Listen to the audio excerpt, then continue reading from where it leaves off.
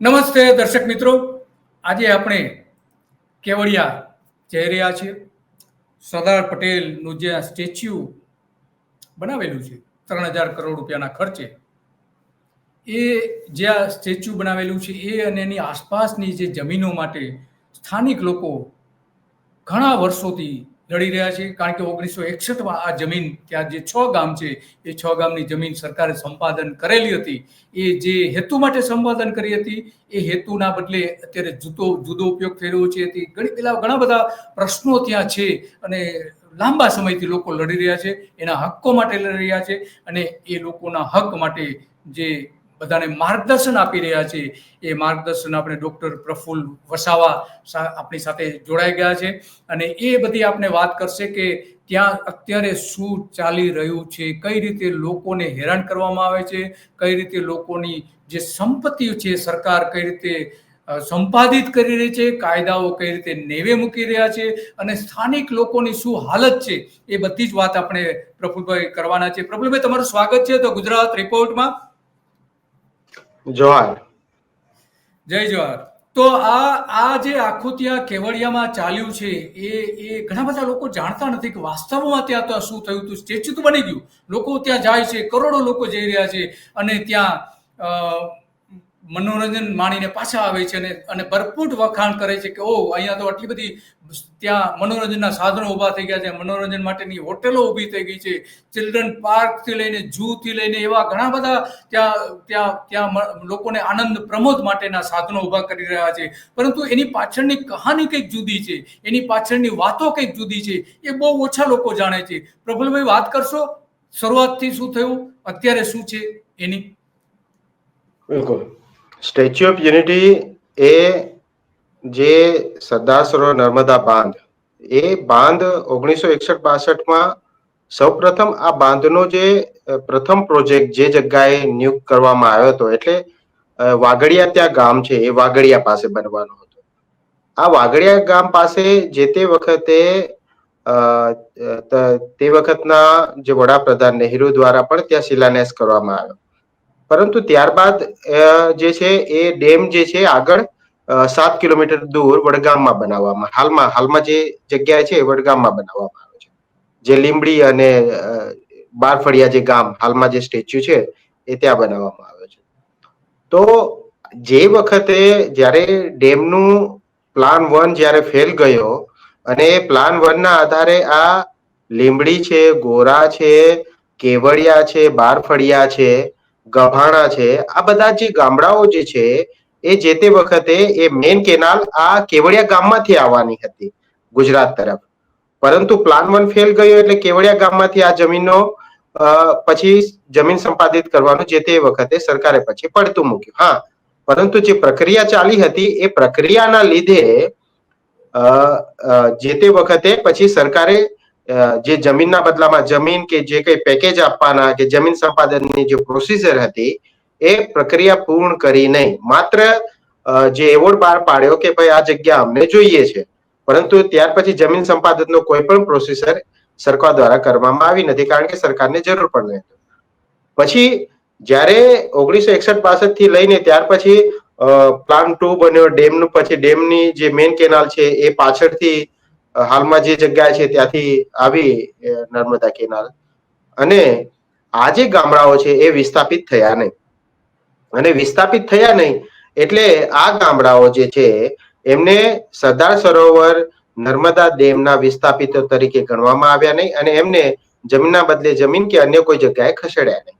હવે આ ગામડાઓ એ જ જગ્યાએ હતા. હવે સરકાર શું કહે છે કે ભાઈ અમે તો તમને 1961-62માં તમે કોંગ્રેસ સરકાર વતી ટાઈમથી જ તમારી આ જમીનો જે છે સંપાદિત થઈ ચૂકી છે, તમે તો વિસ્થાપિત થઈ ગયા છે.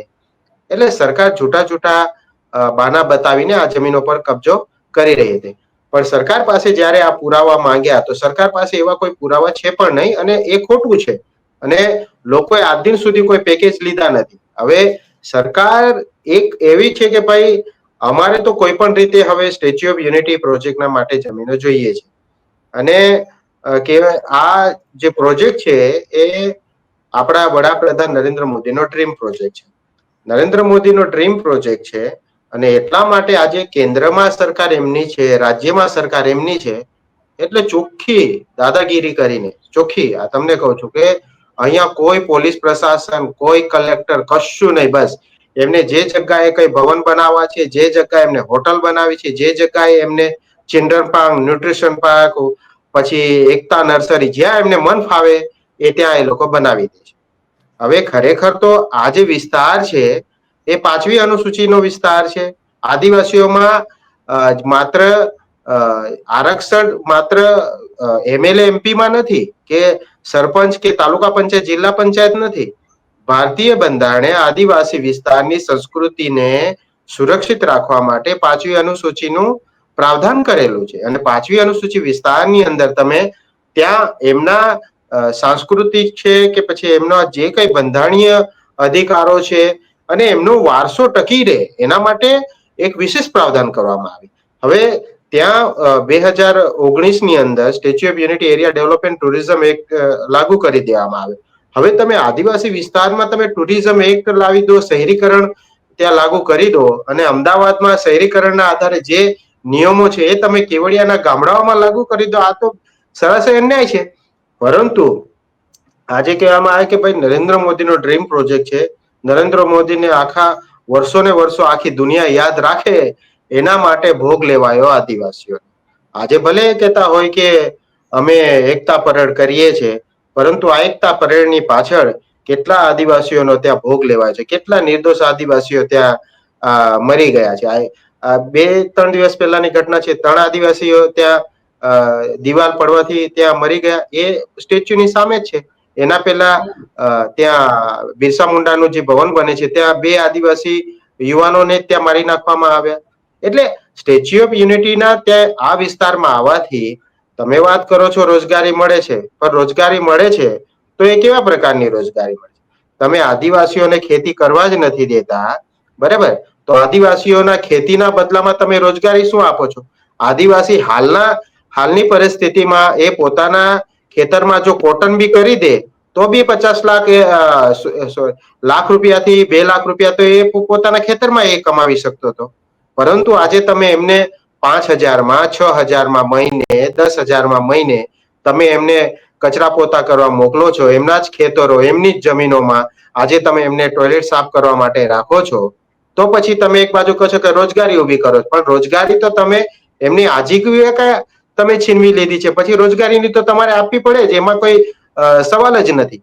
પરંતુ સ્ટેચ્યુ ઓફ યુનિટીના આધારે આજે જેવી રીતે ત્યાં જમીનો, સૌથી મોટી જમીનોની લૂંટ ચાલી રહી છે, અને જમીનોમાં પણ તમને કહીએ કે ત્યાંના કલેક્ટરથી લઈને પોલીસ પ્રશાસન જે જમીન જોઈએ ત્યાં એ બિનકાયદેસર રીતે ત્યાં ઠરાવો કરાય, દાદાગીરી કરીને ઠરાવો કરાય. આવી રીતે કલેક્ટર દ્વારા ગામમાં પોલીસ ગોઠવીને કલેક્ટર પોતે જઈને ગામમાં બિનકાયદેસર ઠરાવ કરાયા.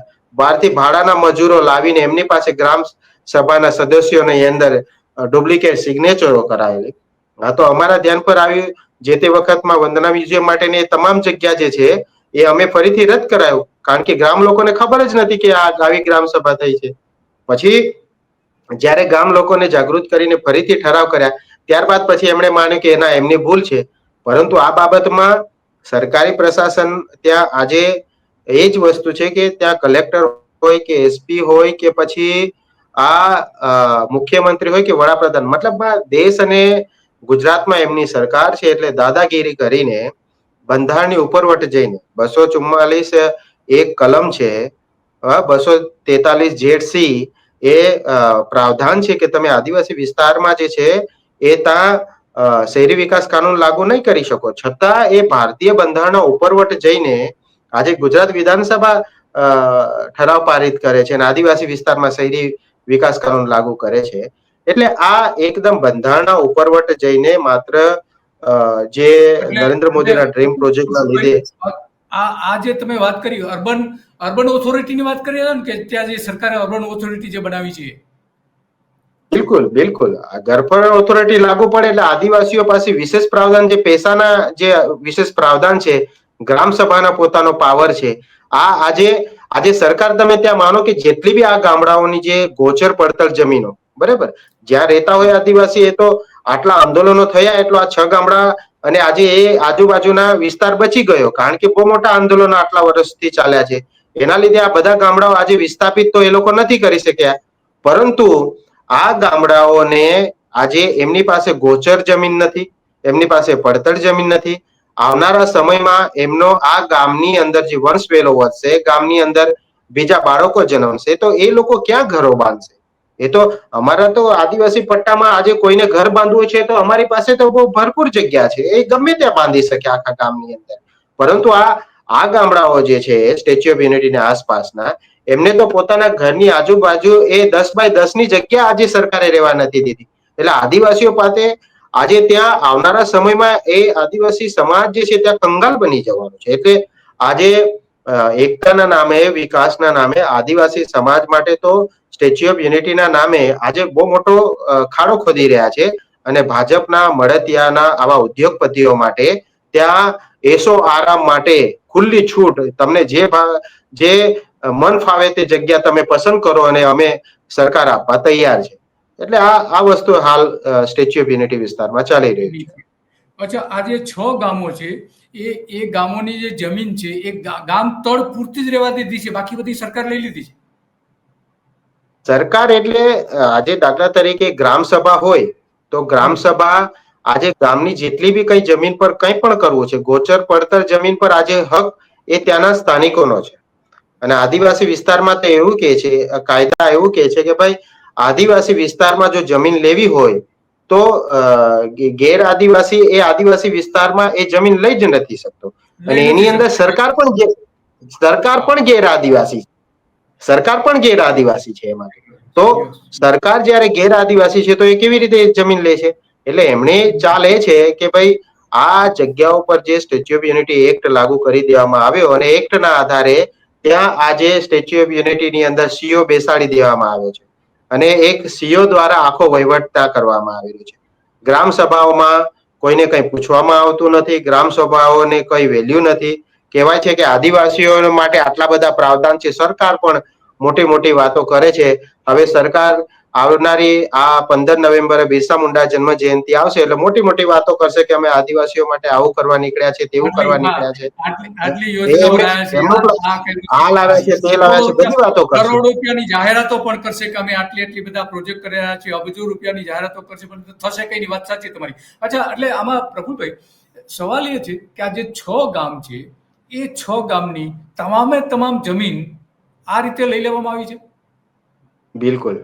આજે માત્ર એ વખતમાં જે લોકો આ મેન કેનાલમાં સિવાયની જે જગ્યાઓ જેમની જે ખેડૂતો પાસે થોડી ઘણી વધી છે, બરાબર, બાકી એમના પ્લાનિંગમાં જે જૂની જમીનો હતી એ જૂની જમીનો આજે દાખલા તરીકે 2 સર્વે નંબર, મેં તમને વાત કરું કે લીંબડી ગામ જ્યાં આજે સ્ટેચ્યુ ઓફ યુનિટી ની સામે આજે નરેન્દ્ર મોદીએ જે જગ્યાએ ભાષણ આપ્યું, જ્યાં બધા આજે જે બધા સિટિંગ વ્યવસ્થા હતી, એ જગ્યા જે છે એ જગ્યા ક્યારે પણ સંપાદિત થઈ નહીં હતી. એ જગ્યા સરદાર સરોવર ડેમમાં પણ નહીં હતી અને કેનલમાં પણ નહીં હતી. એ જગ્યામાંથી ખાલી 1516 નામનો જૂના સર્વે નંબરમાંથી માત્ર રોડ માટેની જમીન સંપાદનની ત્યાંથી જમીન સંપાદન થયું.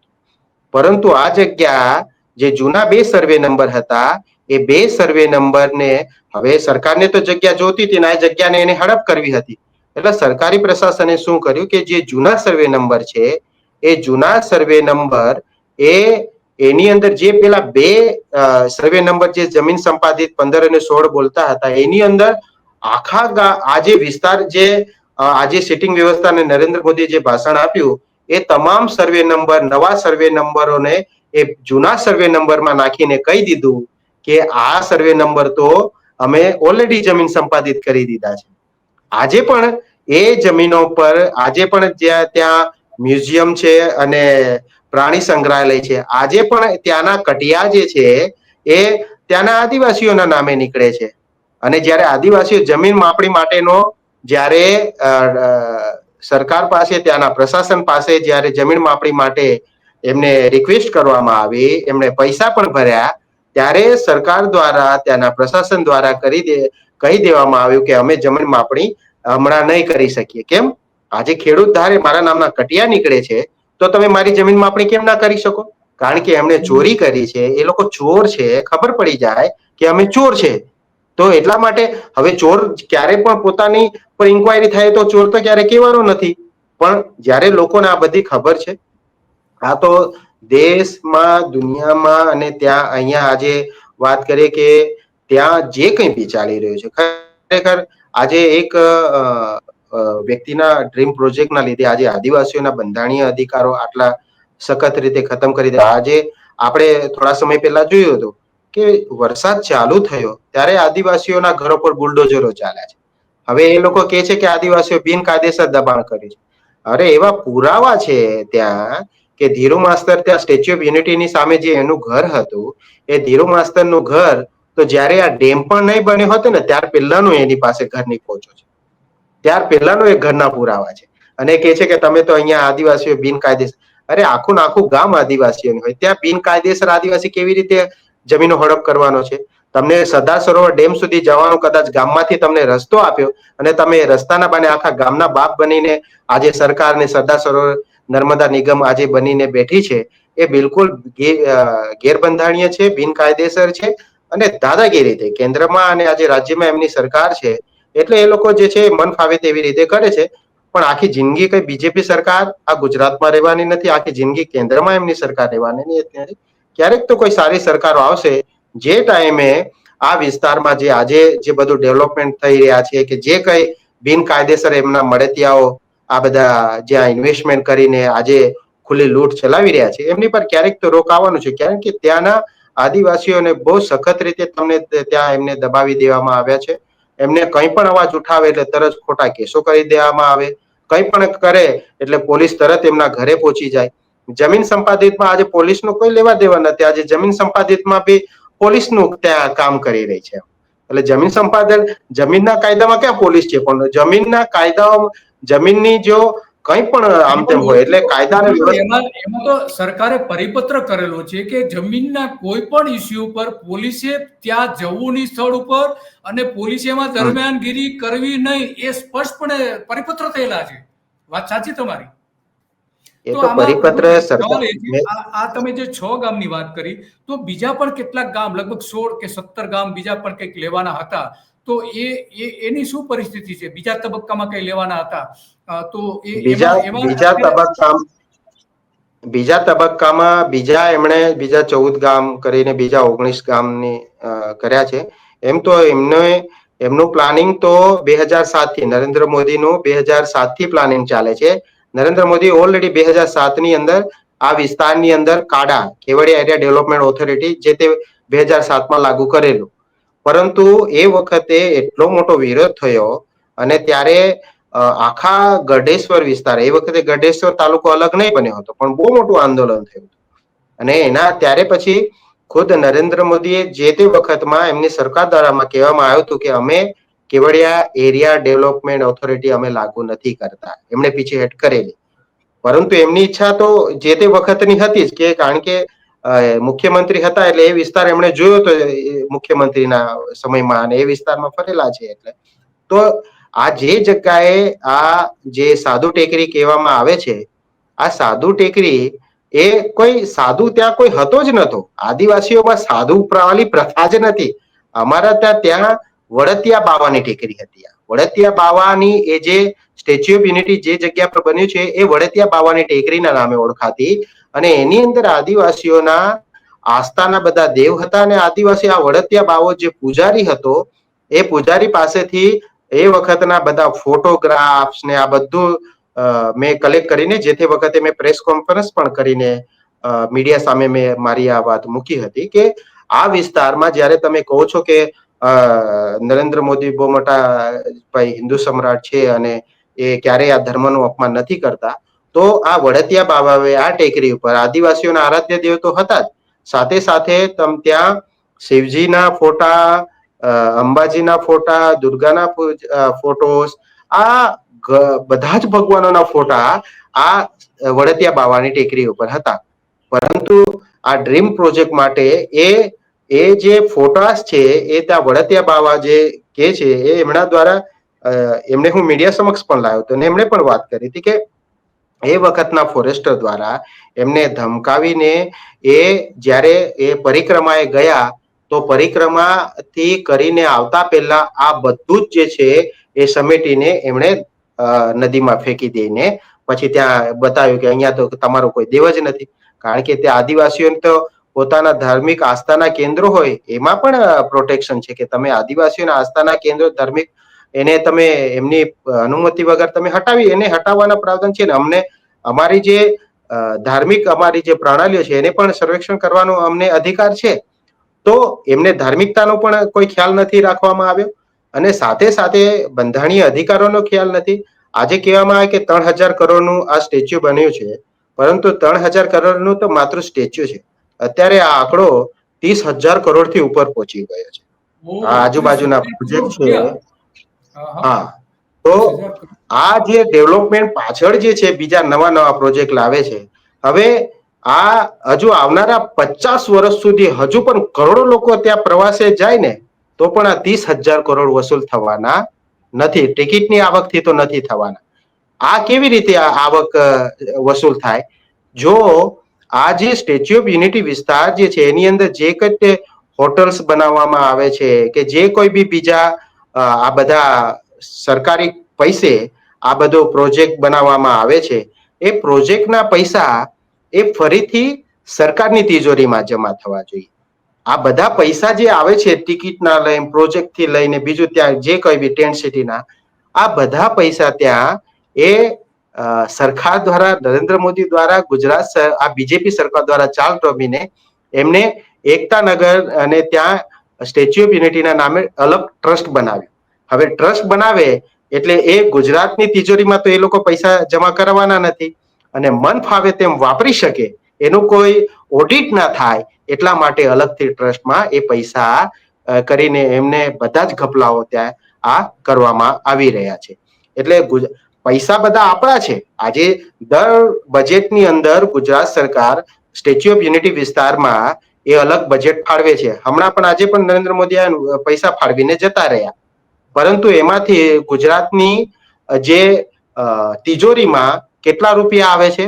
તો એવરેજ 0 છે. હાલ કશું જ નથી. ગુજરાતની તિજોરીને સ્ટેચ્યુ ઓફ યુનિટીથી ₹1નો પણ ફાયદો થતો નથી.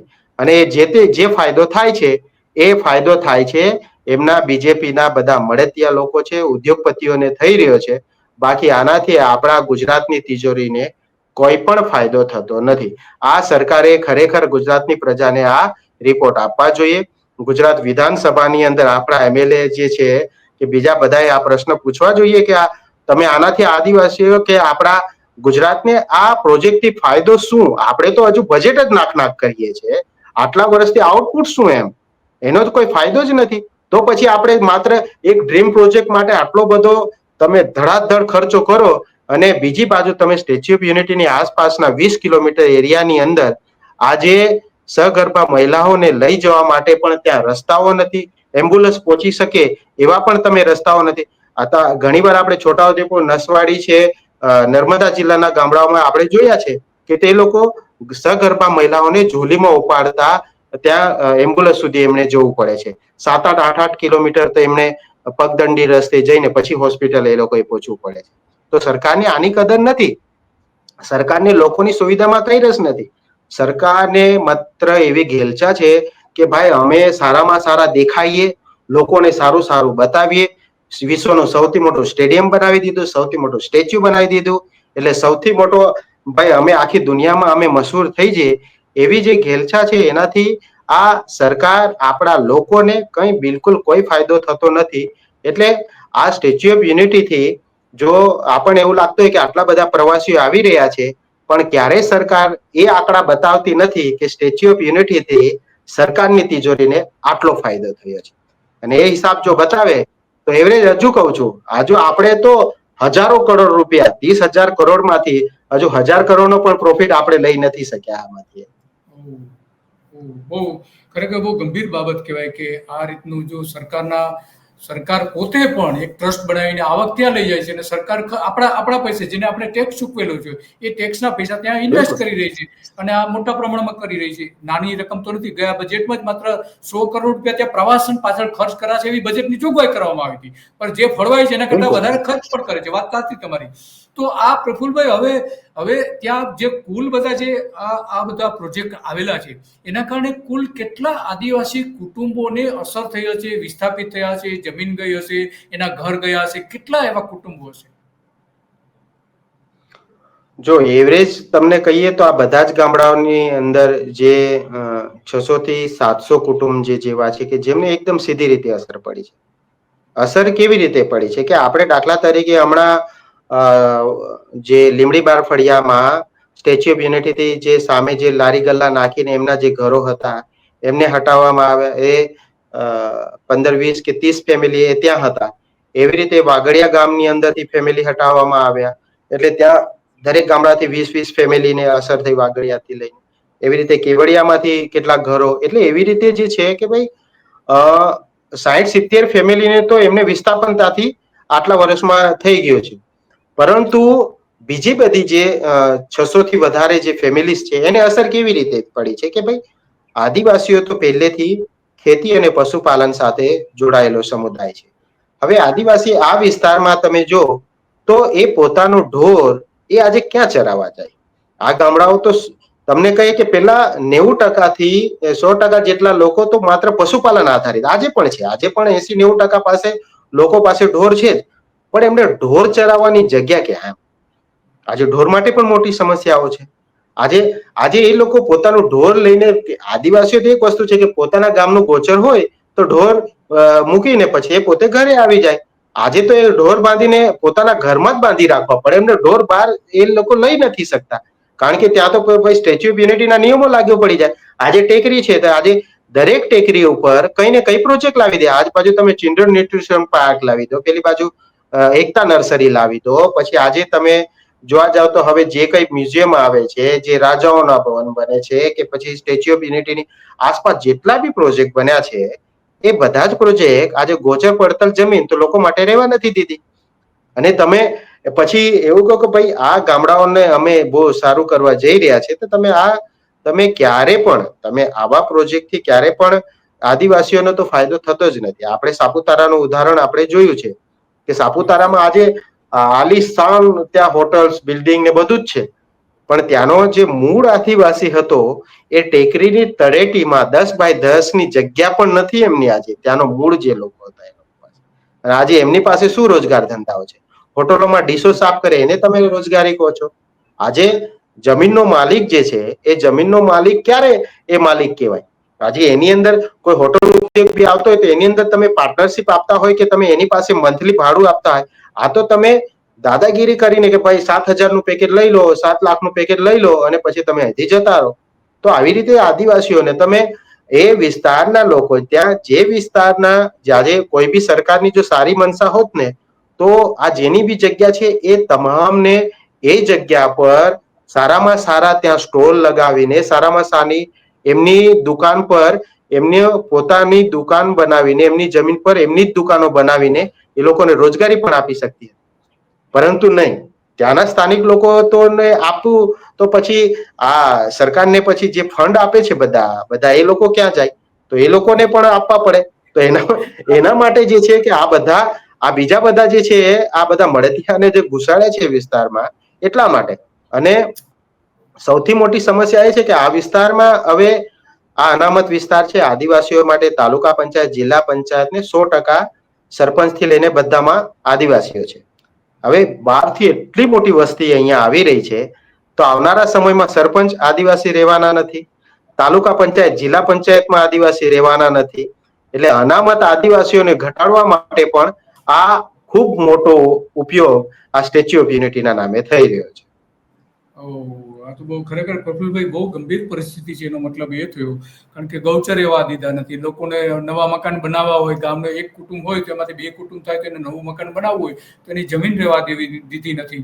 અને આ 6 ગામને અને બીજા 19 ગામ એમ કરીને આટલા મોટા પ્રમાણમાં 25 જેટલા ગામને અસર થઈ રહી છે આ સ્ટેચ્યુના કારણે. અને આપણે બધા ત્યાં જઈને બહુ ખુશ થઈએ છીએ. બહારના લોકો આવીને એમ કહે છે કે બહુ મજા આવી, સ્ટેચ્યુ જોઈએ. અમે વિશ્વનું સૌથી સ્ટેચ્યુ હતું, એ સ્ટેચ્યુની અંદર અમે લિફ્ટ ઉપર ગયા અને બહારનો તો વ્યૂ જોયો. પણ બહારની જે દુનિયા હતી સ્ટેચ્યુ બન્યું એ પહેલા અને પછી એની પાછળ કેવા અત્યાચારો થયા છે, આજ નરેન્દ્ર મોદીની સરકાર, આજ ભારતીય જનતા પાર્ટીની સરકારે કેવા અત્યાચારો કર્યા છે, એ લોકો ત્યાં જઈને બધું જ ભૂલી જાય છે. વાસ્તવમાં જે આદિવાસીઓની ત્યાં એની જમીનો લઈને એના ઉપર જે સરકારે અત્યાચાર કરેલા છે એનો ઇતિહાસ તો જુદો છે. તો આ જે તમે વાત કરી છે સાચી વાત છે કે સરદારના નામે આ જ નેતાઓ ત્યાં પ્રસિદ્ધિ લઈ રહ્યા છે, વિશ્વમાં પોતાનું નામ કરી રહ્યા છે. અને આજ નરેન્દ્ર મોદી ત્યાં સ્ટેચ્યુ પાસે જઈને મોટા ફોટા પડાવે છે અને દુનિયા આખીને છાપે છે, પત્રકારો વાવા કરે છે કે શું સ્ટેચ્યુ બનાવ્યું છે. પણ સ્ટેચ્યુ જે સરદાર પટેલનું જે મૂળ સરદાર પટેલ જે છે એ બારડોલીમાં જે એમણે સત્યાગ્રહ કર્યો હતો એ અંગ્રેજો દ્વારા ખેડૂતો ઉપર થતા અત્યાચારના કારણે ત્યાં એમણે સત્યાગ્રહ કર્યો હતો અને ત્યાં એમણે સરદારનું બિરુદ આપવામાં આવ્યું હતું. તો અહીંયા સરદારનું જે સ્ટેચ્યુ છે, પૂતળું જે છે, એની આસપાસ એ જ ખેડૂતો પર આજ આપણા ભગવા અંગ્રેજો જે છે એ અત્યાચારો કરી રહ્યા છે. તો ખરેખર આ અત્યંત ગંભીર બાબત છે. પ્રફુલભાઈ, તમે દિલીપભાઈ, બારડોલી સત્યાગ્રહમાં જે તે વખતે આ આંદોલનને ચલાવવા માટે પૈસા નહીં હતા. તો એ વખતે જયારે એમણે બારડોલીમાં જઈને કીધું કે આ આંદોલનને ચલાવવા માટે અમને થોડી જરૂર પડશે આર્થિક રીતે, તો આદિવાસીઓ પાસે તો પૈસા હોય નહીં, પણ આદિવાસીઓ પાસે ચાંદીના ઘરેણા બહુ હોય જે તે વખતે પહેલેથી. તો આદિવાસી મહિલાઓ ત્યાં એ સત્યાગ્રહમાં આવેલી મહિલાઓ પોતાના ઘરેણા કાઢીને સરદાર પટેલને અર્પણ કરી દીધા હતા કે ના, તમે દેશ માટે લડો. અને આજે એ જ આદિવાસી મહિલાઓને આજે વાળ પકડીને મારવામાં આવી રહી છે. આ સ્ટેચ્યુ ઓફ યુનિટીના ડેવલપમેન્ટ પ્રોજેક્ટ માટે જમીનો ખાલી કરા, વાળ કાઢે, મતલબમાં ઢસેણે બાથરૂમમાં નાતી હોય એવી રીતે એમને વાળ પકડીને બહાર કાઢીને ઢસેડીને પોલીસ લઈ ગઈ છે. એવા બી અત્યાચાર અમારી સામે આ જોયું છે આપણે આટલા વર્ષોમાં. એટલે સ્ટેચ્યુ ઓફ યુનિટીના નામે આજે ભલે આખી દુનિયાની સામે બહુ મોટી ચમક બતાવવામાં આવતી હોય, પરંતુ એની પાછળ જે કાળું સત્ય છે ને, એ કાળું સત્ય બહુ ભયાનક છે. અને એની અંદર આદિવાસીઓ પર એટલા દબાવવામાં આવ્યા છે, એટલા જુલમ કરવામાં આવ્યા છે. અને આદિવાસીઓને આજે ત્યાં તમે જુઓ, કોઈ પણ આદિવાસી, એ ત્યાંના સ્થાનિક આદિવાસીઓ નેતાઓ પણ જે બીજેપીના છે કોઈ બોલશે નહીં, કારણ કે એમને પણ ખબર છે કે ભાઈ પાર્ટીના વિરુદ્ધમાં તો કોઈ બોલી નથી શકવાનું. સર્વે હાલમાં તો નરેન્દ્ર મોદી છે. અને નરેન્દ્ર મોદીના પ્રોજેક્ટના આગળ વિજય રૂપાણી પોતે કહેતા હતા કે આદિવાસીઓ ભલે તમે સાચા હો, પણ ભાઈ ઉપર કેન્દ્રમાંથી પૂછ્યા વગર અમારાથી કશું નથી થવા. તો આદિવાસીઓ મતલબ પણ હવે આદિવાસીઓ આટલું બધી તકલીફમાં છે, આદિવાસીઓને આટલું બધું એ છે, પણ પરંતુ આની પાછળ જે છે, જેવી રીતે સરકારે કોઈ જ જગ્યાએ તો લાવીને એનો સ્ટોપ કરવો જોઈએ, પણ સરકાર નથી કરી રહી. કારણ કે એમને ખૂબ મોટા પ્રમાણમાં ફંડ આપનારા લોકો છે. આજે તમે ત્યાં અદાણી માટે, પછી ત્યાં રિલાયન્સને તમે આજે પ્રાણી સંગ્રહાલય આપી દેવામાં, આ બધું કઈ એમ જ છે. આજે જંગલોની સાથે સારામાં સારી જાળવણી કરનારો તો આજે આદિવાસી છે. તમે આદિવાસીઓને ચલાવવા ત્યાં આપી દો. આદિવાસીઓને જે ગામમાં તમે બનાવો છો એ ગામનું મંડળ બનાવીને એ ગામને સંચાલન કરવા આપી દો. એમ બી ત્યાં જે રખેવાળી કરે છે એ તો ત્યાંના લોકો છે, તો ત્યાંનું મેનેજમેન્ટ તમે આદિવાસીઓને કેમ નથી આપતા? આજે નર્સરી માટેના પ્રોજેક્ટ છે, તો તમે ત્યાંના સ્થાનિક આદિવાસીઓ ગામડાઓની મંડળી બનાવી એને કેમ તમે નથી આપી શકતા, જેથી એ ગામડાઓને પોતે આત્મનિર્ભર, સ્વનિર્ભર બની જાય? આ તો તમે ઈચ્છી રહ્યા છો કે આદિવાસીઓ ભીખ માંગે અમારી પાસે, અને એવું જ કરી રહ્યા છે. એવું, આ વાત સાચી છે તમારી પ્રફુલભાઈ. ખરેખર તમે જે વાત કરી છે અત્યંત ગંભીર વાત છે. અને ગુજરાતના લોકો એ ખરેખર આ જાણવા જેવું છે કે સ્ટેચ્યુની જે ચમક દમક જે છે, નેતાઓ ત્યાં જઈને અંગ્રેજી સ્ટાઇલમાં જે કેપ પહેરીને, ચશ્મા પહેરીને જ્યાં ફોટોગ્રાફી કરી રહ્યા છે, તમે ત્યાં જઈને જ્યાં ફોટોગ્રાફી કરી રહ્યા છો, એ આદિવાસીની પરિસ્થિતિ અત્યંત ગંભીર છે. તો પ્રફુલભાઈ, તમારો ખૂબ ખૂબ આભાર. ઘણી બધી વિગતો આપી અને એકદમ સ્પષ્ટ રીતે અને સાચી વિગતો તમે જે આપી છે એ તમારો ખૂબ ખૂબ આભાર. અને લોકો જ્યારે જોશે અને એ કહેશે કે ના, આ સ્ટેચ્યુનો જે ચમકતો ઇતિહાસ દેખાડવામાં આવેલો છે એવું નથી, એની પાછળ જે કાળો ઇતિહાસ પણ છે. અને એ કાળો ઇતિહાસ સર્જનારા કોઈ ગોરા અંગ્રેજો નતા. એ કાળો ઇતિહાસ સર્જનારા આપણે જ ચૂંટીને મોકલેલા આ ભગવા અંગ્રેજો હતા. એ ઇતિહાસ પણ લખશે. તો તમારો ખૂબ ખૂબ આભાર ડોક્ટર પ્રફુલભાઈ. અને આવા જ વિષય ઉપર આપણે મળતા રહીશું. આભાર. તો આ જે નગ્ન સત્ય નરેન્દ્ર મોદીના અત્યાચારનું એકદમ નગ્ન ચિત્ર અહીંયા સ્પષ્ટપણે દેખાય છે આપને. ભારતીય જનતા પાર્ટીના નેતાઓ, કહ્યાગરા નેતાઓ, વિજય રૂપાણી હોય, ભૂપેન્દ્ર પટેલ હોય કે આનંદી પટેલ, પણ એ અને નરેન્દ્ર મોદી હોય, એણે જે બતાવ્યું છે એ જુદું છે. જે કંઈ થયું છે એ જુદું છે. ત્યાંના આદિવાસીઓ પર જે અત્યાચારો કરવામાં આવ્યા છે એનું જે કાળું પાનું છે એ જ ઇતિહાસ હંમેશને માટે યાદ કરશે. અને ત્યાંના લડવૈયા નેતાઓ જે છે, ડૉક્ટર પ્રફુલભાઈ જેવા એવા અનેક નેતાઓ ત્યાં આજે લડી રહ્યા છે. ત્યાં આ જ બાબતો ત્યાં રજૂ કરે છે, પણ સરકાર નથી સાંભળતી, કલેક્ટર નથી સાંભળતા, ત્યાંની જે ઓથોરિટી છે એ પણ સાંભળતી નથી. તો આના કરતાં તો આપણા ગોરા અંગ્રેજો સારા હતા. સરદાર પટેલ જો જીવિત હોત તો આ સ્ટેચ્યુ ત્યાં એ જાતે જઈને તોડી નાખ્યું. બસ આજે આટલું જ. અને આવી જ બાબતો ઉપર આપણે મળતા રહીશું. નમસ્તે.